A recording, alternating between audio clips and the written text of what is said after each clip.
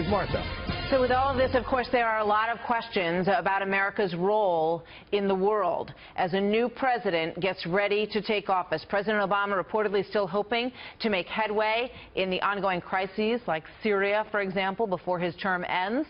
But the Trump team says that the White House should hold off on any big moves around the world as Mr. Trump works towards implementing his own policies. KT McFarland is a Fox News national security analyst and member of the Trump National Security Advisory Committee. KT, welcome. Pleasure. Good to have you with us this morning. And congratulations to your team, who worked hard on preparing the candidate for understanding a lot of the issues that are happening in the world. As with regard to that first point, you know, how do two administrations work that out?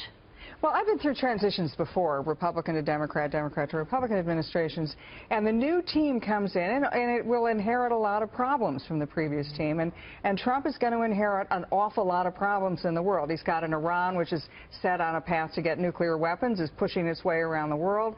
China, which is trying to claim one of the world's greatest trade routes, the South China Sea, as an internal Chinese lake. Europe is falling apart. Russia's got a new Cold War. And ISIS remains, after 15 years of us trying to figure out how to defeat radical Islam, it's greater and stronger than ever before, and the whole Middle East is a crisis. So he's inheriting a really tough agenda, and so far he's shown everybody that he's willing to think outside the box. So in terms of the priorities, what would you advise? You know, what is the first thing you do? Because unlike domestic policy, which you can plan an agenda for, foreign policy comes at you. Comes at you in the inbox. You know, I think that he's got it right. Look, he's the smartest guy in the world. He has just done a political earthquake that we have not seen since George Washington. He's coming into office. He owes nobody. He can rethink everything, and his first priority, as he said a number of times, is to get the economy moving again. A pro-growth economy, pro-jobs economy. And for foreign policy, that is the first thing you want to do, because it gives leverage and options that previous presidents haven't had. And so you can go at them knowing that the American economy is our strongest suit. At the same time, you rebuild the military. So when you make the George Washington comparison, it's a clean slate comparison? Yeah. That's why. Here's the thing. Look, the establishment, think of what he has just done. The mainstream media was against him. The Republican establishment was against him. The Democrats were against him. The two major political machines, the Bush and the Clinton machines, they've dominated American politics for over a generation. They were against him.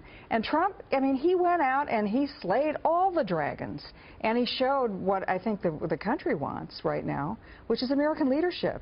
None of this leading from behind stuff, none of this apology tour, none of this, oh, we're kind of nervous about who we are. We're strong and we're proud of who we are, and I think that was the resounding message. It wasn't even the policies as much as the strength and the leadership, not only that we want, but the world wants. You've been close to Mr. Trump, watching him as he takes all that in. But I mean, you know, in the circle of people that has had some advice and some, you know, policy wisdom to add to the picture. When you look at the layout for the transition, you see in terms of defense and national security and all of those things that are your area of expertise.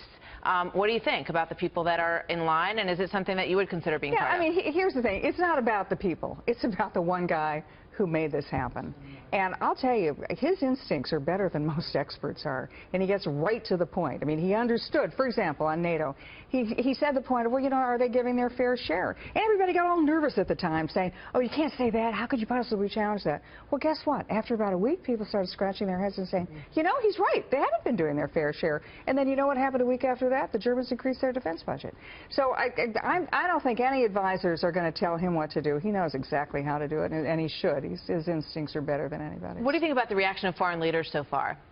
Well, I don't think it's for us to get along with them as much as they got to figure out how to get along with us. And if you're a foreign leader and you've been taking advantage of the United States, or you think you're going to take advantage of the United States in this interim period, think again.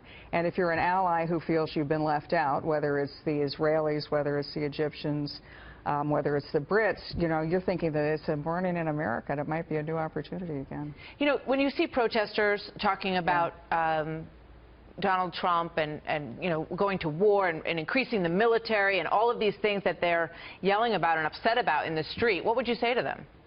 I remember 1980 when Reagan was elected, and people said a lot worse things about Reagan, that he was a warmonger, he was going to rebuild the defenses, we're going to have nuclear war, and look what happened. He turned out to be one of the greatest foreign policy presidents in our history. The wall came down. And you know, the whole thing about rebuilding the military, you rebuild it not because you want to use it, you rebuild it so you don't have to use it. And that's peace through strength. You want to win this war not because you're going to go to war, but anybody who's thinking about attacking you thinks twice. KT, thank you. We always appreciate hearing your thoughts on all of this, and good to have you here, as always. KT McFarland, thank you.